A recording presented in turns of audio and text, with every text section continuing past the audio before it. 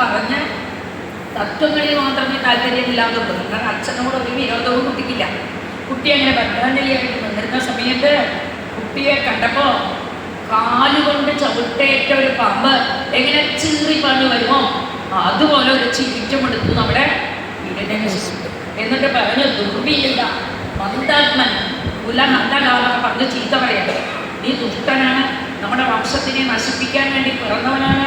ശബ്ദം നക്ഷാതനമുദം, ഞാൻ പറയുന്ന ആജ്ഞ അനുസരിക്കാതെ അഹങ്കാരിയായിട്ട് തലകെട്ടി നിൽക്കണില്ലേ നീ, നിന്നെ ഞാൻ തീർച്ചയായിട്ടും യമന്റെ വീട്ടിലേക്ക് പറഞ്ഞേക്കാൻ പോവാണെന്ന് തീരുമാനിച്ചു. ഒരു കുട്ടിയെ നോക്കി പറയാൻ പാടുമോ? പറഞ്ഞു. അത് കഴിഞ്ഞപ്പോൾ പറഞ്ഞു, ക്രുദ്ധസ്യ, എന്നെ പേടിച്ച് ഞാനങ്ങോട്ട് കോപിച്ചു എന്ന് കേട്ടാൽ ത്രയോലോകാകമ്പന്തേ, 3 ലോകത്തിലുള്ളവരും കിട്ടായം പറഞ്ഞു. ഇരണ്യകശിപു വരുന്നു, ഓടിക്കോ എന്ന് പറഞ്ഞുകൊണ്ട് എല്ലാവരും ഭയപ്പെടാറില്ലേ? അങ്ങനെയുള്ള എൻ്റെ മുമ്പിൽ ഭയപ്പെടാതെ നിൽക്കുന്നുണ്ടെങ്കിൽ നിനക്ക് ഏതോ ഒരു പിൻബലമുണ്ട്. ആരാണ് എനിക്ക് ബലം? ഇതാണ് ചോദിച്ചത്. കുട്ടി പറഞ്ഞു, എനിക്ക് മാത്രമല്ല ബലം, അങ്ങയ്ക്കും അദ്ദേഹം തന്നെയാണ് ബലം. സർവ്വജീവജാലങ്ങൾക്കും ബലമായിട്ടുള്ളത് ആ ഭഗവാൻ മാത്രമാണ് ഉള്ളത്. എടാ ഭ്രാന്ത ആണെന്ന് അച്ഛനോട്, അച്ഛനെ ഭ്രാന്തനായ അച്ഛൻ ഇനിയെങ്കിലും ആ ഭഗവാന്റെ അടുത്തേക്ക് തിരിയും, ഭഗവാൻ തീർച്ചയായിട്ടും അവർക്ക് ശരണാഗതക്ഷമം നൽകും എന്ന് പറഞ്ഞു. എന്നിട്ട് പറഞ്ഞാണ് അദ്ദേഹം ഓജസ്സാണ്, തേജസ്സാണ്, ബലമാണ്, വീര്യമാണ് എന്നൊക്കെ പറഞ്ഞ് ഭഗവാന്റെ ഗുണഗണങ്ങളൊക്കെ പറഞ്ഞു. എന്നിട്ട് പറഞ്ഞ ആസുരണ്ടാവിമം ജഹി അല്ലേ, നമുക്ക് അവസാനം പശുബുദ്ധി വിമാം ജഹി എന്ന് ഉപദേശിക്കുക. സുഖമഹർഷി ആർക്ക് പരീക്ഷിക്കും? പശുബുദ്ധിയാണ് ഈ ആസുരബുദ്ധി.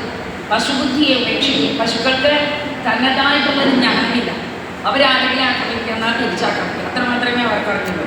അങ്ങനെയുള്ള അബുദ്ധി ഉപേക്ഷിക്കൂ. എന്നിട്ട് പറയുക, എല്ലാ ജനങ്ങളിലും ആത്മാവാണ് വസിക്കുന്നതെന്നും എല്ലാത്തിനും സർവ്വചരാചരങ്ങളെയും നയിക്കുന്ന ഒരു പ്രാണിയായിട്ടുള്ള ഒരു ഈശ്വരൻ ഉണ്ടെന്നും മനസ്സിലാക്കൂ എന്ന് പറഞ്ഞു. എന്നിട്ട് പറയാണ്, എല്ലായിടത്തിലും നീ തീർച്ചയായിട്ടും മരിക്കാൻ വേണ്ടി വന്നവൻ തന്നെയാണ്. കുറച്ച് പേടിയുണ്ട് ഹിരണ്യകശിപുവിന്. വരം മേടിച്ചു, തനിക്ക് രാവിലെ കൊല്ലരുത്, നേരം കൊല്ലരുത് എന്നൊക്കെ പറഞ്ഞിട്ടുണ്ട്. പക്ഷെ തനിക്ക് വരം വാങ്ങിച്ചോ ഈ പുത്രന് വരം വാങ്ങിച്ചോ എന്നൊരു സംശയം. താൻ എവിടെ പോയാലും മരിച്ചു പോകും, ഈ കുട്ടി എന്ത് ചെയ്തിട്ടും മരിക്കണില്ലല്ലോ എന്നൊക്കെ വിചാരിച്ചുകൊണ്ടിരുന്നു. അതുകൊണ്ട് പറഞ്ഞു, ഞാനല്ലാതെ ഏത് ജഗദീശ്വരനാണ് ഉള്ളത് എന്ന് പറഞ്ഞു. എങ്ങനെയെങ്കിലും അച്ഛൻ്റെ വായിൽ നിന്ന് ആ ഈശ്വരൻ എന്നുള്ള വാക്ക് പറയുന്നത്, അതാണ് ഉദ്ദേശം. അപ്പം കഹാമധന്യോ ജഗദീശ്വര, എന്നെ കൂടാതെ ആരാ ജഗദീശ്വരൻ? ക്വാസോ എവിടെയാടാ നമ്മുടെ നാരായണ മഠത്തിൽ പറഞ്ഞു, എന്താണ് ആ ഹരി എവിടെയാ, ഹരി എവിടെയാണെന്നാണ് ചോദിച്ചത്. ആസോ ഹരി എവിടെയാണ് ആ ഹരി എന്നാണ് ചോദിച്ചത്. ഹരി എന്ന് പറഞ്ഞാൽ മതി വായോണ്ട്, ഒരു പ്രാവശ്യം പറയുമ്പോഴേക്കും പാപങ്ങളൊക്കെ ഹരിച്ചു കളയുന്നവനാ. ഇത്രയും പറഞ്ഞു. അപ്പോൾ പറഞ്ഞു, എല്ലായിടത്തിലും ഉണ്ട്, തൂണിലുണ്ട്, തുരുത്തിലുണ്ട്, എല്ലാ സർവ്വവ്യാപിയാണ്. കഥമിതം സർവം, ഈ ലോകം മുഴുവൻ ഭഗവാനെ കൊണ്ട് വ്യാപിച്ചതാണ്. എവിടെ നോക്കിയാലും ഭഗവാനുണ്ട്, എനിക്ക് കാണുന്നുണ്ടല്ലോ ഭഗവാനെ എന്ന് പറഞ്ഞു ഈ പ്രകാരം. അപ്പൊ പറഞ്ഞു, കസ്മാത് കമ്പേന ദൃശ്യത, ഈ തൂണിലുണ്ടാവും, ഈ തൂണിലുണ്ടാവും, ഈ തൂണിലുണ്ടാവും എന്ന് ചോദിച്ചു. അപ്പൊ ഉണ്ട് ഉണ്ട് ഉണ്ട് എന്ന് പറഞ്ഞു. ഉടനെ ഭഗവാൻ വിചാരിച്ചു, ഇനി ഇവൻ ഏതെങ്കിലും പൊട്ടച്ചാരെ ഏത് തൂണിലാടിക്കാന്ന് എങ്ങനെ അറിയാം? അപ്പൊ സർവം നരസിംഹഗർഭം, എല്ലാവരും നരസിംഹനെ വധിച്ച് നിന്നു. ഇവിടെ എല്ലാ തൂണുകളും ഏത് തൂണിക്കൂടാൻ ചാടി വരേണ്ടതെന്ന് അറിയില്ലല്ലോ. എല്ലാ തൂണുകളിലും ആ ഭഗവാൻ കയറി നിന്നു എന്നാ പറഞ്ഞു. അവനെന്ത് ചെയ്ത് മുഷ്ടി ചുരുട്ടിയിട്ട് എന്താ ഒരു കാര്യം വന്നത്, ഓപ്പായേതാ, മനസ്സിനുദ്ദേശം എന്താ? പുത്രനോട് സ്നേഹമില്ലാതെ എനിക്ക് വെക്ക ദുഷ്ടനാണെങ്കിലും നിനക്ക് ആ ഹരിയാണ് ബലമെങ്കിൽ ഞാൻ നിന്നിപ്പോൾ അടിച്ചു കൊല്ലാൻ പുറപ്പെടും. ഓപ്പായേതാ, രക്ഷിച്ചോട്ടെ അവനെന്ന്. അവനുണ്ടെങ്കിൽ രക്ഷിക്കട്ടടാ നിന്നെ എന്ന് പറഞ്ഞുകൊണ്ട് തൂണിലൊരടി അടിച്ചതും അണ്ടകടാഹങ്ങളും എന്ന മാതിരി ദും ദും ദും ദും ദും എന്നുള്ള ശബ്ദം. എവിടുന്ന ശബ്ദം വരണമെന്ന് അറിയില്ല. ഇതുവരെ കമ്പക്കച്ചന സംപ്രഭാത്, ഇതുവരെ പേടിയെന്നറിയാത്തതായി ഹിരണ്യകശിപുവിൻ്റെ ഉള്ളിലൊരു വിറയലൊന്നു, ആകപ്പാടെ വിളക്കം. ആ സമയത്ത് ആകപ്പാടെ പരിഭ്രമിച്ചു. എല്ലാവരും നോക്കി. അപ്പുണ്ട് നമ്മളുടെ ഹംസവാഹനനായ ബ്രഹ്മദേവൻ ദാ കിടക്കുന്നതല്ലെന്ന്. ബ്രഹ്മദേവൻ നോക്കി, വായുവും അഗ്നിയും ഇന്ദ്രനൊക്കെ വീണിട്ടുണ്ടോ നോക്കി. അവരൊക്കെ സുഖമായിട്ട് സിംഹാസനത്തിലിരിക്കുക. വീണത് ഇങ്ങോട്ട് മാത്രമാണ്. എന്താ കാരണം? നീ കാരണമല്ല ഒരു വേഷം ധരിക്കെങ്കിലും എന്നത് നീ തന്നെ അവിടെ കിടക്കുന്നത് പറഞ്ഞതുപോലെ. അങ്ങനെ കമ്പക്കശ്ചന സംഭവാദം അംബോജഭൂരാത്, അംബോജഭൂവാണ് ആ സത്യലോകത്തിൽ നിന്ന് താഴത്തേക്കാണ്. ഭഗവാന്റെ ആ രൂപം എങ്ങനെയായിരുന്നു? നല്ല ബൾബ് പോലെ കത്തുന്ന കണ്ണുകൾ, നല്ല വെളുത്ത പുഞ്ചിരോമങ്ങൾ, മുഖം എന്തുമാത്രം സിംഹത്തിൻ്റെ കൈയും കാലമൊക്കെ മനുഷ്യൻ്റെ പോലെ, അതുപോലെ എന്താണ് കരാളദംഷ്ടം, അതുപോലെ നീണ്ട വാള് പോലത്തെ ഒരു നാവ്, അത് കണ്ടിങ്ങനെ ഇളകുകയാണ്. കണ്ടാ പിടിയാവും. ആ രൂപത്തിൽ വന്നു. എന്നിട്ട് നോക്കി ഹിരണ്യകശിപുവിനെ. ഹിരണ്യകശിപു കണ്ടപ്പോഴോടാവട്ടെ, അതുവരെ എന്താണ് എന്നെ കണ്ട് ഓടിച്ചവനാണെന്ന് വിചാരം. എന്നെ കണ്ട് ഓടിപ്പോയില്ലേ എന്ന് വിചാരിച്ചിട്ടവൻ ഭഗവാനെ കണ്ടപ്പോൾ ഓടാൻ തുടങ്ങിയപ്പോഴാണ് തന്തിജാതമം. ആ ദിതിജാതമനെ പിന്തുടർന്നുകൊണ്ട് ഭഗവാൻ ഓടി. ഭഗവാൻ കുറച്ചു നേരം കളിപ്പിച്ചു, കുറച്ചു നേരം ഓടി. അപ്പോൾ ആകാശത്തേക്ക് ഓടി ചാടിയ മായാവികളൊക്കെ കാണിച്ചു. അതൊക്കെ ഭഗവാനും ചെയ്തു. പിടിക്കും എടുക്കും വീഴും അങ്ങനെയൊക്കെ ചെയ്ത് അവസാനം സന്ധ്യാകാലമായപ്പോൾ, രാത്രിയുമല്ല പകലുമല്ല, വേഗം തന്നെ അത് അകത്തും പാടില്ല പുറത്തും പാടില്ല കട്ടളപ്പടിയിൽ വെച്ച് തൻ്റെ തുടയിലേക്ക് അങ്ങോട്ട് കിടത്തി. ആയുധമെടുക്കരുത്, ബ്രഹ്മസൃഷ്ടിയിലുള്ള ആരും കൊല്ലരുതെന്നാണ് പറയുന്നത്. അതുകൊണ്ട് തന്നെ തൻ്റെ നഖങ്ങളെ കൊണ്ടാണ്, നഖത്തിന് ജീവനുമുണ്ട് ജീവനുമില്ല, അല്ലെ? ജീവനുണ്ട് എന്നുള്ളത് വളരുന്നു, ജീവനില്ല എന്ന് നമ്മൾ വെട്ടുമ്പോൾ വേദന എടുക്കുകയാണ്. അപ്പം അതുകൊണ്ട് ജീവനുമുണ്ട് ജീവനുമില്ല എന്നുള്ളതായ നഖങ്ങളെ കൊണ്ട് അങ്ങോട്ട് പിളർന്നപ്പോൾ എന്തായാലും കുടൽമാല വലിച്ചെടുത്തു, തൻ്റെ കഴുത്തിലണിഞ്ഞു. എന്നിട്ട് ആ രക്തം മുഴുവനെടുത്ത്, സിംഹമല്ലേ, രക്തമെടുക്ക പായം പായതേ, അത് മുഴുവൻ അങ്ങനെ വാരി കുടിച്ചു അത്രേ. അങ്ങനെ വാരി കുടിച്ചു എന്ന് പറയണ ഭഗവാൻ. അപ്പൊ ഭഗവാൻ എന്തായിരുന്നു അത്രേ, ആ വെള്ള കുഞ്ചിരോമങ്ങളിൽ ഈ രക്തത്തുള്ളികൾ വന്നപ്പോൾ നല്ല ചിത്രം വരച്ചതായ സിംഹത്തിനെ പോലെ ഭംഗിയായി സിംഹം. അങ്ങനെ ആ സിംഹത്തിൻ്റെ ദേഷ്യം അടങ്ങണില്ല. ഈ ദുഷ്ടൻ എൻ്റെ ഭക്തനെ നീ ഉപദ്രവിച്ചവനല്ലേ, ലോകത്തിന് മുഴുവൻ കഷ്ടപ്പെടുത്തിയവനല്ലേ, എല്ലാ വിജന്മാരെയും പശുക്കളെയും യാഗാദി കർമ്മങ്ങൾ ചെയ്യുന്നവരെയൊക്കെ ദ്രോഹിച്ചവനല്ലേ നീ, നിനക്ക് ഇതൊന്നും പോരാ, ഇതിലും വലുത് തരണമെന്നുള്ള മട്ടിൽ. അങ്ങനെ കുറേ കഴിഞ്ഞപ്പോൾ എല്ലാവരും ബ്രഹ്മാദേവന്മാരൊക്കെ വന്ന് സ്തുതിക്കാൻ പുറപ്പെട്ടപ്പോൾ ദൂരെ നിന്ന് പേടിച്ചിട്ട് ഭഗവാനെ കൊണ്ട് പേടിച്ച് വളരെ ദൂരെ നിന്ന് ഓരോരുത്തർ സ്തുതിക്കുക. അകത്തേക്ക് പോകാൻ അവർക്ക് ധൈര്യമില്ല. നമ്മളെ ഇതുപോലെ കീറി കുടൽമാല എടുത്താലോ എന്നാണ് എല്ലാവർക്കും ഭയം. അപ്പോഴാണ് അവർ പറഞ്ഞത്, സാക്ഷാൽ ലക്ഷ്മി ദേവിയെ വിളിച്ചു, ഒന്ന് പോയത് സമാധാനിപ്പിക്കുന്നതെന്ന്.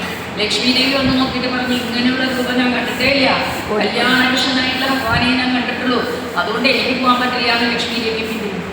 അപ്പോഴാണ് ബ്രഹ്മദേവന്റെ ബുദ്ധി തോന്നിയത്, ഈ കുട്ടിക്ക് വേണ്ടിയില്ലേ അവൻ സിംഹൻ വന്നതിപ്പോൾ, കുട്ടി തന്നെ പോയി ആശ്വസിപ്പിക്കട്ടെ, പ്രഹ്ലാദ നീ തന്നെ പോയി ആശ്വസിപ്പിക്കണം. പ്രഹ്ലാദന് സിംഹത്തിനെ കണ്ടൊന്നും ഭയം വന്നിട്ടില്ല. കാരണം ആനകളെ കൊണ്ട് പിടിപ്പിച്ചു, വിഷം കുടിപ്പിച്ചു, പാമ്പുകളെ കൊണ്ട് കടിപ്പിച്ചു, പർവ്വതത്തിൻ്റെ മുകളിൽ നിന്ന് തട്ടിയിട്ടു. അപ്പോഴൊക്കെ ഗോവിന്ദൻ എന്നെ കെട്ടിപ്പിടിച്ചിരിക്കുക എന്നുള്ള വിചാരം ഉണ്ടായിട്ട്, നമുക്ക് ആ വിചാരം ഇല്ലാത്തതാണ് പ്രശ്നം. നമ്മളെ ഭഗവാൻ പ്രൊട്ടക്ട് ചെയ്യേണ്ടതെന്നുള്ള വിശ്വാസം ഉണ്ടെങ്കിൽ എന്ത് പ്രശ്നം വന്നാലും നമ്മൾ കുലുക്കില്ല. ഇത് വലിയ പ്രശ്നം വരുമ്പോൾ നമ്മൾ ആരെ കാണണം, ഏത് മിനിസ്റ്ററെ കാണാം, എവിടെ അപ്ലിക്കേഷൻ കൊടുക്കണമെന്ന് ഓടി നടക്കിട്ട്. കാരണം നമ്മൾ വിചാരിച്ചാൽ പറ്റുന്നതാണ് നമ്മുടെ വിചാരം. നമ്മളെ വിചാരിച്ച ഒന്നും പറ്റാൻ പോണില്ല. ആ പറ്റിക്കുന്ന ഒരാളുണ്ടല്ലോ, ആ ഭഗവാനെ അങ്ങോട്ട് പോയി മുഖ്യ പിടിച്ചാൽ എന്തും ചെയ്തു തരും. ഇത് ആ ഗോവിന്ദനെ നല്ലവണ്ണം പിടിച്ചിട്ടുള്ളവനാണ് പ്രഹ്ലാദൻ. അതുകൊണ്ട് തന്നെ പ്രഹ്ലാദൻ എന്ത് ചെയ്തു, പേടിയില്ലാതെ അടുത്തേക്ക് പോയിട്ട് തൻ്റെ നമസ്കാരം ചെയ്തു. നമസ്കാരം ചെയ്തതോടുകൂടി ആ കണ്ണിൽ എങ്ങനെയാ ഒരു സിംഹിനി, പെൺസിംഹം തന്നെ ഉപദ്രവിക്കാൻ വരുന്നവരെ ക്രൂരദൃഷ്ടിയോടെ നോക്കും, തൻ്റെ കുഞ്ഞുങ്ങളെ വാത്സല്യത്തോടെ എടുക്കും. ഒരേ സമയത്ത് ക്രൂരതയും വാത്സല്യവും കാണിക്കാൻ സാധിക്കുമല്ലോ, അതുപോലെ ഈ നരസിംഹമൂർത്തി ആ കുട്ടിയെ കണ്ടപ്പോൾ വാരിയെടുത്തു. പാവം കുട്ടിക്ക് അച്ഛൻ്റെ അമ്മയുടെ മടിയിൽ പോലും സ്നേഹത്തോടെ ഇരിക്കാൻ സാധിച്ചില്ല. വാത്സല്യം കൊണ്ട് ആ കുട്ടിയെടുത്ത് മടിയിൽ വെച്ച് തൻ്റെ കൈ കൊണ്ട് ആ പ്രഹ്ലാദൻ്റെ തലയിൽ വെച്ചു.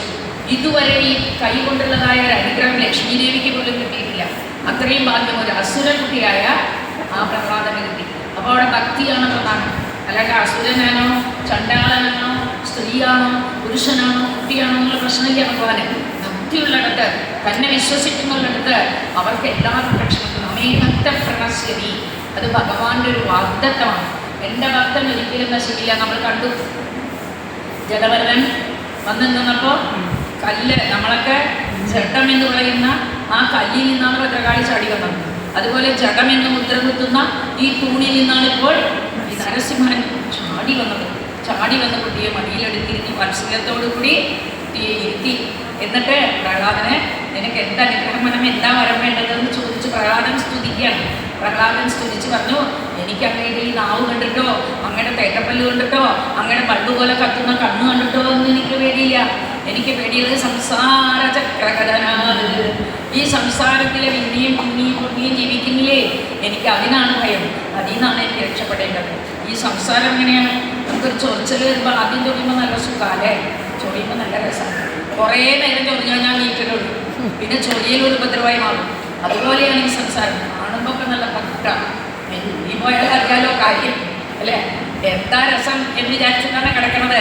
ആ രസത്തിൻ്റെ മഹത്വമൊക്കെ കുറച്ച് കഴിയുമ്പോൾ പോയി.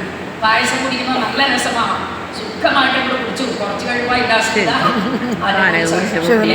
അതാണ് കണ്ടു എന്നെ കരടി പോലെ ദുഃഖം. മാത്രമല്ല ഇതറിയാതെ ജനങ്ങൾ എല്ലാവരും ഈ സംസാരത്തിൽ കിടക്കപ്പെടുക. ഇത് പറയുമ്പോഴാണ് എനിക്ക് ഓർമ്മ വരും എൻ്റെ അമ്മ പറയാറുള്ളത് കഥ. അതായത് വീട്ടിലൊരു കഴുത പണിയെടുക്കാൻ നല്ലൊരു മടിയിലാണ്. കഴുതയ്ക്ക് മടിയുണ്ട് എല്ലാം ചെയ്യുമെങ്കിൽ. ഇടയ്ക്ക് നല്ല ചുട്ടടി കൊടുക്കും. അപ്പോൾ അടി കൊടുക്കുമ്പോൾ അടുത്തുള്ള ഒരു നായ പറഞ്ഞു, ഇതൊരു കഷ്ടമാണ്, ഞാൻ പാലക്കാട്ടിയിട്ട് ഇരിക്കലൊക്കെ കിട്ടുന്നുണ്ട്, നിനക്ക് ഇങ്ങനെ അട്ടി കിട്ടുന്നില്ലേ, ഇവിടെ നിന്ന് ഒടി പൊക്കൂടെ നിനക്ക് എന്ന് ചോദിക്കുകയാണ്. ശരിയാണല്ലേ, ഈ യജമാനൻ എന്ത് ചെയ്താൽ അടിക്കുക, പാണ്ടക്കെട്ടിൻ്റെ തലയിൽ വെച്ച് തരിക, അത് നാറ്റമുള്ളതായാലും ശരി മണമുള്ളതായാലും ശരി വഹിക്കേണ്ടി വരികയാണ്. ഞാനിവിടുന്ന് ഓടിപ്പോകാൻ തന്നെയാണ് പോകണതെന്ന് വിചാരിച്ചു. അന്ന് പാവമാക്കും അത് തൊട്ടിൽ നിൽക്കുമ്പോൾ കുട്ടി പരീക്ഷയ്ക്കുമാർക്ക് വലിയ മുട്ട വാങ്ങിക്കൊണ്ടു, കോഴിമുട്ട വാങ്ങിക്കൊണ്ടിരിക്കുക. അപ്പോൾ അച്ഛന് ദേഷ്യം വന്നു, നിന്നെ എന്തിനു വേണം ഈ കഴുതയ്ക്ക് പിടിച്ച് നിന്നെ കല്യാണം കഴിച്ചു കൊടുക്കുന്നു. അപ്പം കഴുത വിചാരിച്ചു അട്ടി കൊണ്ടാലും വരാതില്ല, ഇവിടെ തന്നെ നിൽക്കാം, ഈ കഴുതയ്ക്ക് അവനെ കല്യാണം കഴിക്കാനോ എന്ന് വിചാരിച്ചു. ഇത് പോലെയാണ് നമ്മൾ. അതാണ് ഇവിടെ പറയുന്നത് ചൊറിയുമ്പോൾ ഒരു സുഖം. ചൊറിഞ്ഞു വരുമ്പോൾ അതായത് നമ്മളെ പറ്റിക്കുകയല്ല എല്ലാവരും. അതാണ് പ്രശ്നം. അതുകൊണ്ട് ഈ ലോകത്തിൽ നിന്ന് എനിക്ക് രക്ഷപ്പെടുകയാണ് വേണ്ടതെന്ന് പറഞ്ഞു. എന്നാലും പ്രഹ്ലാദ, നീ കുറേ കാലം അസുര ചക്രവർത്തിയായുമാണ്, ഇവർക്ക് നന്മയുള്ള ചക്രവർത്തി ഉണ്ടെന്ന് കാണിച്ചു കൊടുക്കണ്ടേ? ദുഷ്ടൻ മാത്രമല്ല ഉള്ളത്, നല്ലതുണ്ടെന്ന് കാണിക്കണം. അതുകൊണ്ട് നീ വളരെ കാലം അവിടെ രാജ്യം കൊണ്ട് മരിച്ച് അവസാനം നീ എൻ്റെ പദപത്മങ്ങളിൽ വന്നു ചേർന്നോന്ന് പറഞ്ഞു. കുറേ പ്രലോഭനങ്ങൾ കൊടുത്തിട്ട് പറഞ്ഞു, എന്നെ പ്രലോഭിപ്പിക്കരുത്, ഭക്തി പ്രവഹനം, എൻ്റെ ഉള്ളിൽ ഭക്തി മാത്രമേ ഉണ്ടാകുള്ളൂ എന്ന് ആ കുഞ്ഞു കുട്ടനായ പ്രഹ്ലാദൻ പ്രാർത്ഥിച്ചു. നമുക്കും പ്രാർത്ഥിക്കാൻ ഭഗവാനോട്, ഭക്തി മാത്രം ഉണ്ടായാൽ മതി, ഭക്തി എന്തും തന്നെത്താണ്. ഭക്തിയുള്ളവന് എല്ലാം തന്നെ വന്നെങ്കിൽ ഭഗവാന്റെ അനുഗ്രഹം താനേ വരും. ഭക്തകേസരിയായ അംബരീഷന്റെ കഥ നാളെ നമ്മൾ പഠിക്കും. അവിടെ എന്താണ്, ഒന്നും ചോദിച്ചിട്ടില്ലെങ്കിലും സഹസ്രധാരം ചക്രം, 1000 തരമുള്ളതായ ചക്രത്തെ ആ അംബരീഷന് സഹായത്തിനായി മുൻപേ കൊടുത്തു വെച്ചു. അത് ഭഗവാൻ മുൻകൂട്ടി കണ്ടുകൊണ്ട് നമുക്ക് വേണ്ടതായ എല്ലാ സൗകര്യങ്ങളും ചെയ്തരും. അതുകൊണ്ട് നമ്മളുടെയൊക്കെ ജഗത് പ്രാണനായ, ജഗത് ഗുരുവായ, സർവേശ്വരനായ, യോഗേശ്വരനായ ആ ഭഗവാനിൽ ഭക്തി ഉണ്ടാകാനാണ് നമ്മൾ പ്രാർത്ഥിക്കേണ്ടത്. പ്രഹ്ലാദനെ ഭഗവാനെ ഭജിച്ചുകൊണ്ട് രാജ്യം വളരെക്കാലം ഭരിച്ച് അതിന് ഒരു അവധൂതൻ്റെ ഇന്ന് കുറേ ഉപദേശവും കിട്ടി. എങ്ങനെ ജീവിക്കണമെന്ന് പറഞ്ഞു കൊടുത്തതായ 10ാമത്തെ അധ്യായത്തിൽ പറഞ്ഞു. ആ അവധൂതനെ ഗർഭസ്ഥം നിലത്ത് കിടക്കുന്ന അജകരത്തിൽ നിന്നും മധുകരത്തിൽ നിന്നാണ് പഠിച്ചതെന്ന് പറഞ്ഞു. തേന് ചേർത്ത് വെച്ചിട്ട് അവനവന് ഉപയോഗിക്കാറാകുമ്പോഴില്ല, അത് വേറെ ആരെങ്കിലും കൊണ്ടുപോകും. ഇതാണ് ജീവിതതത്വം. നമ്മളൊക്കെ അങ്ങനെയാണ് ചെയ്തത്. കാലാകാലത്തേക്ക് സൂക്ഷിച്ചു വയ്ക്കുക. താഞ്ചത്ത് മീൻ പിടിച്ചു, മീൻ തിന്നാൻ ആണ്, അതാണ് കാര്യം അല്ലേ? പാടാപാടുകൊണ്ട് സമ്പാദിക്കുമോ? ഇതൊക്കെ കഴിഞ്ഞ് സുഖമായിട്ടിരിക്കാൻ വിചാരിക്കുന്ന വയസ്സാകുമ്പോൾ ഞാനുണ്ട് നിൻ്റെ കൂടെ വന്ന ഓരോ രോഗങ്ങളും വരും. തിന്നാനും സാധിക്കില്ല, നടക്കാനും കഴിയില്ല, ഇരിക്കാനും കഴിയില്ല. ഈ സമ്പാദ്യത്തെ എന്തിനാണ്? അത് വേറെ വിലയിരുന്നുണ്ട്. വേറെ വിലയിരുച്ച നമ്മുടെ മക്കളാണെന്ന് നമുക്ക്, നമ്മുടേന്ന് നമ്മൾ പറയണം, അത് നമ്മുടെ മക്കളാണെന്ന് നമുക്ക് വിചാരം. ഇത് അനുഭവിക്കാൻ ഇയാൾക്ക് കിട്ടുന്നുണ്ടോ? അതാണ് മധുരത്തിൽ നിന്ന് പഠിച്ചതൊക്കെ. പിന്നെ മധുരത്തിൽ നിന്ന് വേറൊന്ന് പഠിച്ചു. അതെന്താണ്? ഉള്ളുള്ളതായാലും ചെടിയിൽ പോയിട്ട് തേൻ സംഭരിക്കും. അതുപോലെ ചെറിയ കുട്ടിയുടെ അടുത്താണെങ്കിലും നല്ല കാര്യങ്ങളുണ്ടെങ്കിൽ അത് സ്വീകരിക്കണം. പരഗുണപരമാണൂൻ ഭവതീർജനിത്യം സന്ധിസന്തഗീയന്തകാന്ന് വെച്ചു. അതായത് മറ്റുള്ളവരുടെ ഗുണത്തിനെ വലുതാക്കി പറയാൻ എത്ര പേരുണ്ട് ഇവിടെ. മറ്റുള്ളവരുടെ ചെറിയ കണിക ദോഷത്തിനെ പേരിപ്പിച്ച് പർവ്വതാകാരമായി കേൾപ്പിച്ച് ലോകത്തിൽ പ്രചരിപ്പിച്ച വലിയ സന്തോഷമാണ്. അതേസമയം നമ്മളുടെ ഗുണങ്ങളെ ഒന്ന് പ്രചരിപ്പിക്കാൻ നമുക്ക് ആർക്കെങ്കിലും തോന്നുന്നുണ്ടോ? ഒന്നില്ല. അതാണ് ലോകം. അപ്പോൾ തോന്നണം എന്ന് പറയണം. അപ്പം അതാണ് നമുക്ക് ആവശ്യം. പിന്നെ ഉള്ളത് അവധൂതനെ കണ്ടു. അദ്ദേഹം സുഖമായിട്ട് നിലത്താൻ കിടക്കുന്നത്, ശരീരം നല്ല